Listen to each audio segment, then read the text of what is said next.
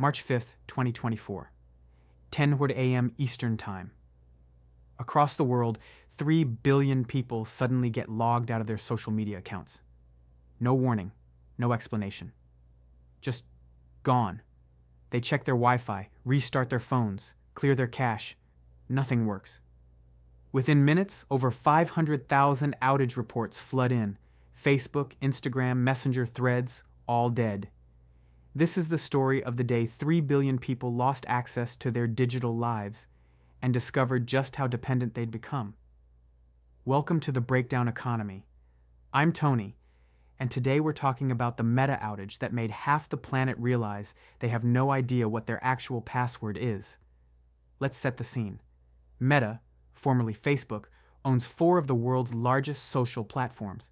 Facebook with 3 billion users, Instagram with 2 billion, WhatsApp with 2 billion, and Threads, their Twitter competitor. When I say this affected everyone, I mean everyone. The outage reports kept climbing. 500,000, then 1 million, then more. North America, Europe, Asia, South America, this was truly global. March 5th, 2024, around 10 a.m. Eastern, users across all Meta platforms start getting kicked out of their accounts. The message? Session expired. Simple, straightforward, infuriating. And here's where it gets weird. When people tried to log back in, it didn't work. Password reset emails? Not arriving. 2-factor authentication codes? Not coming through. You were locked out, completely, and you had no idea why. People did what people do. They went to X, formerly Twitter, to complain. Our Facebook down and Instagram down started trending worldwide within 15 minutes, and that's when the panic really set in. Because Meta wasn't saying anything. No official statement, no acknowledgement on their status page, no emergency alerts, just silence. Which is ironic, considering they're a communication company. The outage reports kept climbing. 500,000, then 1 million, then more. Facebook? Down. Instagram? Down. Messenger? Down. Threads? Down. Facebook Marketplace? Down. Instagram DMs? Down. Business Manager? Down. The only Meta property still working? WhatsApp. And thank God for that, because for a lot of people, that's their primary communication method. In countries like India, Brazil, and Indonesia, WhatsApp is how you communicate. It's how businesses operate. It's how families stay connected. If WhatsApp had gone down too, this would have been a legitimate international crisis. With no official word from Meta, speculation ran wild. Was it a cyber attack? A hack? Another ransomware situation? Some people worried their accounts had been compromised. Others thought it was a coordinated attack on Meta's infrastructure. The cybersecurity community was frantically analyzing. Was this related to recent threats against tech companies? Was it nation-state actors? Turns out, it was none of those things. It was something much simpler and much more embarrassing. After hours of silence, Meta finally acknowledged the issue. And the explanation?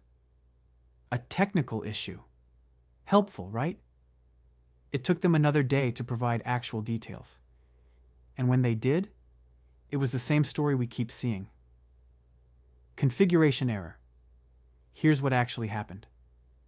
Meta was doing routine maintenance on their authentication systems, the systems that verify you are who you say you are when you log in.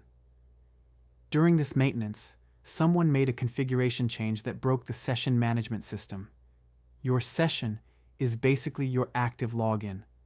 When you open Instagram on your phone, you have an active session.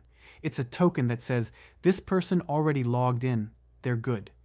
The configuration error invalidated all active sessions, billions of them, all at once. Every single person using Facebook, Instagram, Messenger, or Threads got kicked out simultaneously.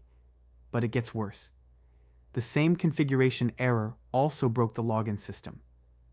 So when you tried to log back in, the authentication servers couldn't verify your credentials. It's like changing all the locks on every door in a building, then losing the new keys. And because Meta's platforms are so interconnected, the failure cascaded.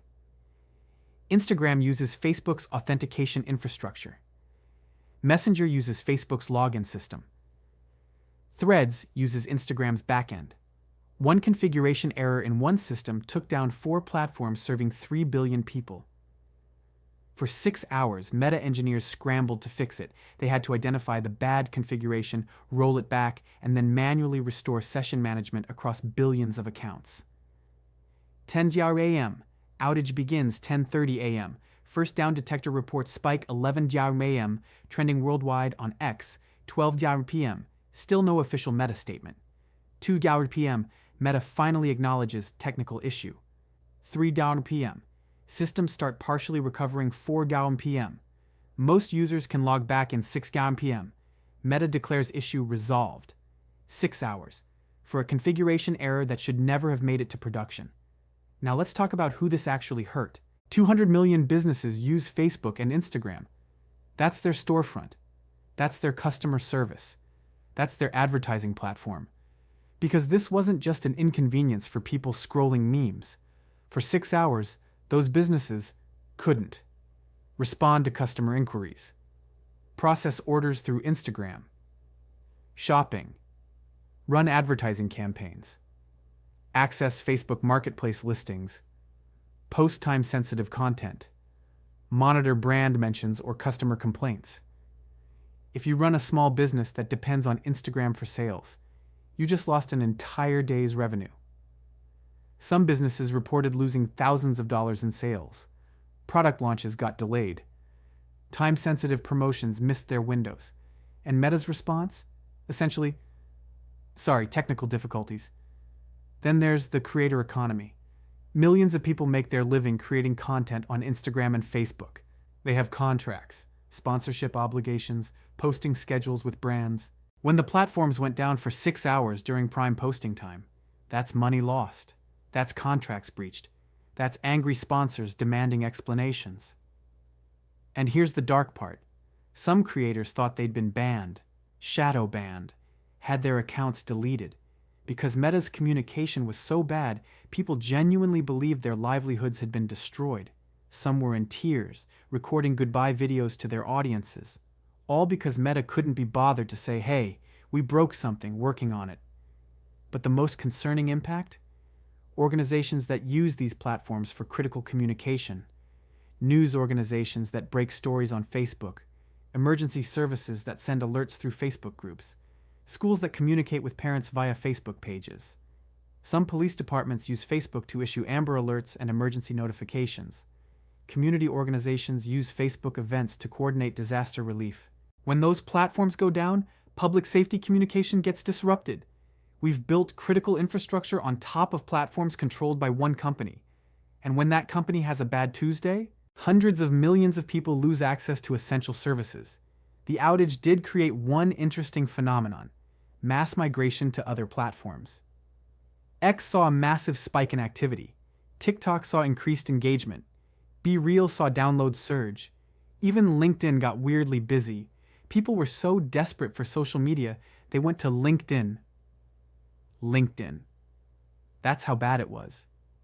It was like watching everyone scramble to find a different bar when their regular spot closed unexpectedly. All right, let's break down what this disaster teaches us. Because this is about more than just Meta's technical incompetence. Lesson 1. Platform dependency is a vulnerability. If your entire business runs on Instagram, you don't own a business. You're renting space from Meta. And when Meta has a bad day, your business stops existing. This is true for customer communication, for sales, for marketing, for everything. You don't own your followers on Instagram. You don't own your audience on Facebook. You're building your house on someone else's land. And when they decide to do maintenance on that land, your house disappears for 6 hours. Smart businesses learned this lesson. They started diversifying, building email lists, creating their own websites, using multiple platforms, because the next outage is coming, and it might last longer than 6 hours. Lesson 2. Communication during crisis matters. Meta's response to this outage was pathetic. Let me show you the timeline. 10 a.m. Outage begins 11 a.m. Millions reporting issues, trending worldwide. 12 RPM, still no official acknowledgement. 2 RPM, finally tweets, "We're aware some people are having trouble." 4 hours. It took them 4 hours to say "we know." In those 4 hours, people thought they'd been hacked. Businesses thought they'd been banned. Creators thought their careers were over, all because Meta couldn't send one tweet saying, "Global outage, we're working on it." Compare this to how AWS handles outages, or how Microsoft handles Azure issues. They have status pages that update in real time. They communicate constantly. Meta has billions of users and couldn't manage a single timely update. That's not a technical failure, that's a culture failure. Lesson 3. Testing in production is reckless. Here's what really bothers me about this. Meta has some of the best engineers in the world. Massive infrastructure, sophisticated testing environments. And yet, they pushed a configuration change to production that broke session management for 3 billion users. How? In proper software deployment, you have environments. Development, where you write code. Staging, where you test it. Production, where real users are. You test configuration changes in staging. You verify they work. You gradually roll them out to production. You monitor for issues. What Meta appears to have done is push a configuration change directly to production authentication systems serving billions of users. That's not a mistake. That's negligence. You know how many users Facebook has? 3 billion. You know how many staging servers they should have to test changes? Hundreds, thousands. There is no excuse for this kind of failure at this scale. Lesson 4. Monopoly platforms create single points of failure. Facebook, Instagram, Messenger, Threads, they're all Meta. Same infrastructure, same authentication system, same potential failure points. When one breaks, they all break. That's not redundancy. That's consolidation risk. This is why regulators worry about tech monopolies. Not just for competition reasons, but for infrastructure resilience. When one company controls 4 of the world's largest communication platforms, a single technical error can disrupt billions of lives. Imagine if this had lasted days instead of hours. Imagine if it had been during a natural disaster, or an election, or another crisis when people depend on these platforms for critical information. We've built too much of our communication infrastructure on platforms controlled by one company with apparently questionable deployment practices. Here's the uncomfortable truth this outage revealed. We've become dependent on platforms we don't control, run by companies that don't prioritize reliability. The average person spends over 2 hours a day on social media. Businesses have made it their primary customer communication channel. We use it for news, for community organization, for staying connected. And it can all disappear in an instant because someone deployed a bad configuration change. During the outage, something interesting happened. People started talking to each other directly. Phone calls increased. Text messages spiked. People actually emailed. It was like a forced reminder that other communication methods exist. That you can reach people without Instagram DMs. Some people even, and this is wild, knocked on their neighbors' doors to ask if their internet was working. In-person communication, revolutionary. So what can you actually do about this? Because Meta isn't going to fix their deployment practices just because we ask nicely. 1. If you run a business, diversify your platforms. Don't put all your customer communication on Instagram. Build an email list. Create a website. Use multiple social platforms. Have a backup plan. 2. If you're a creator, own your audience relationship. YouTube has email notifications. You can build a newsletter. You can create a Discord or Patreon community. Don't let Instagram be the only connection to your audience. 3. For everyone, keep alternative communication methods. Have phone numbers. Use text messaging. Keep email addresses. Don't rely solely on social media DMs for important conversations. And 4. Recognize that platforms are temporary. MySpace died. Vine died, Google Plus died, Facebook and Instagram won't last forever, and they can disappear for hours or days whenever Meta's engineers have a bad deployment. The Meta outage lasted 6 hours.